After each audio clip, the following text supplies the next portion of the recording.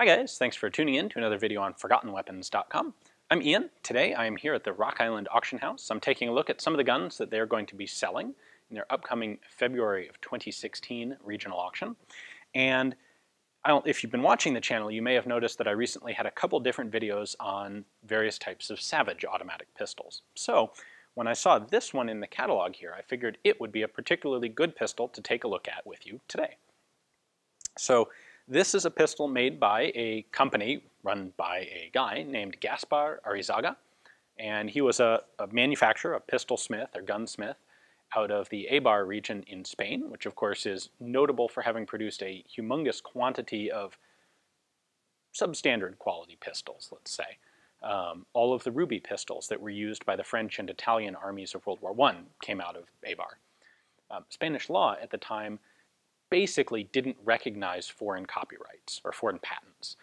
In order to get patent recognition in Spain, you had to actually manufacture your product, be it a gun or something else. You had to actually manufacture it in Spain in order to get patent protection. Well, there wasn't any really good reason for most arms companies to do that, so most companies didn't bother even trying to get a Spanish patent, and they just accepted the fact that Spanish gunsmiths were going to be able to legally copy their guns. And copying guns is kind of what we see going on with this particular one. Arizaga he was a reasonably successful gunmaker, operated from the 1920s through the mid to late 1930s. As with many companies, he went out of business with the Spanish Civil War. In the aftermath of the war, the Spanish government actually clamped down and consolidated the number of people who were legally allowed to be manufacturing firearms to just a couple of companies. At any rate, he was making these before the war. Typically a Spanish manufacturer. He was making them in both 25 and 32 caliber. Those were the two popular calibers. These were primarily, well, entirely sold for civilian use. This was the cheap pocket pistol option of the day, or one of the options. So one of the other fun things about these Spanish makers is that they all had, while Spanish law didn't really recognize foreign patents, Spanish law was very big on protecting trademarks and trade names. So all of the different pistol producers or firearms producers would come up with their own specific trade names and protect those fairly diligently. So you'll find every different style and maker of handgun has a specific trade name, and some of them were pretty goofy. They got into a lot of English language names because these were the names that their guns would be marketed as abroad. So for example, just random example, you could collect planets of Spanish pistols because there's Mars, Venus, Jupiter's, Uranus, and I think there might have been Mercury's as well. Things like that. Everything you can come up with for a trade name for a pistol, they used. Now, the two that Arizaga used in this case, the 32 was called a Warwinck, which doesn't really make a whole lot of sense, kind of like Warwick, the location in the UK, except with an N. It's actually Warwinck. And then the version of this pistol in 25 caliber was called a Mundial.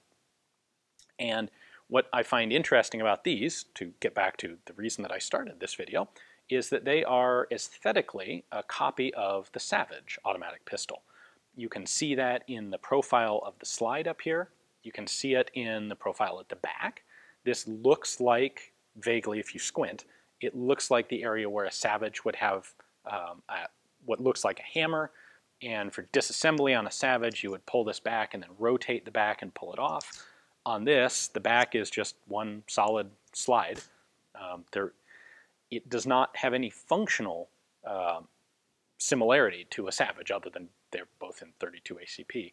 But what they did was copy the grip shape, the slide shape, the kind of general frame shape. They copied the safety. We'll take a look at that up close in a moment. But the safety is identical in shape and design to that of a Savage.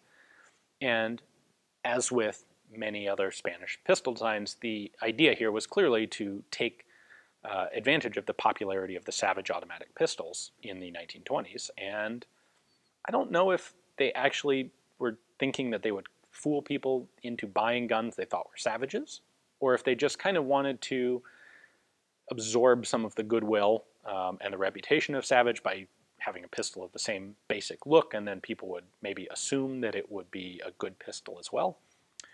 Either way, it's fairly unusual in copying a Savage. There are very few that I'm familiar with that actually did that.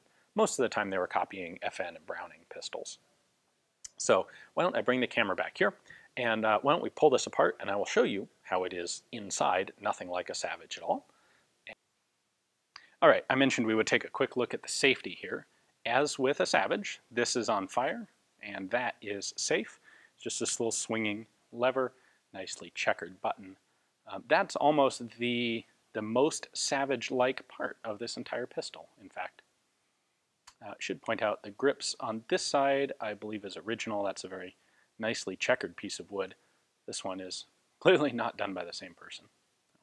Anyway, disassembly. On a Savage, we would pull the slide back, rotate this, pull it out. That's not the case here. Instead, we have a mainspring around the barrel.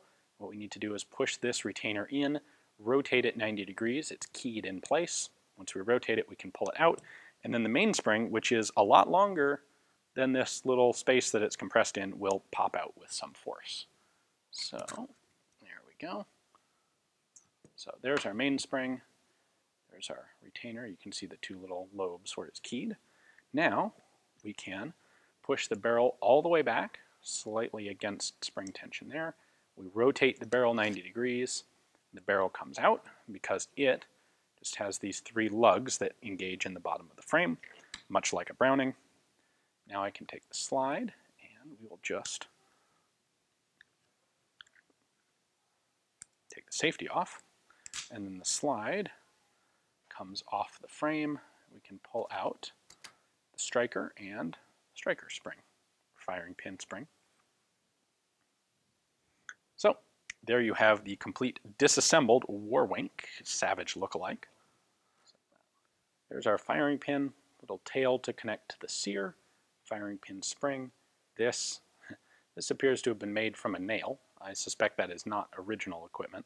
Just functions as a spring guide there, keeps the firing pin spring from getting kinked. Our slide is pretty typical of a blowback slide.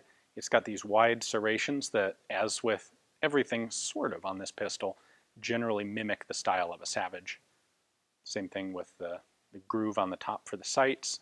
It does have a rear sight, very much like the Savage. It, for all practical purposes, does not have a front sight. It's just got sort of a vaguely sight-shaped lump on top of the slide.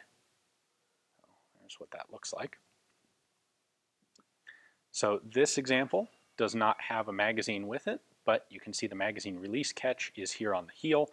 On a Savage it would have been up in front, but that's a little too complicated to change up on these Spanish manufactured guns. So they didn't, they just left it.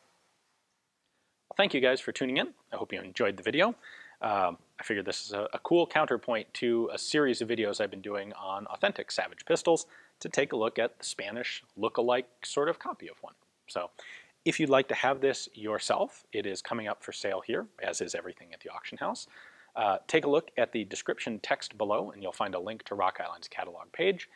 You can take a look at this pistol and the pictures of it, the description of it, condition statement, and if you decide you'd like to have it yourself, you can come down here in person or place a bid online or via telephone.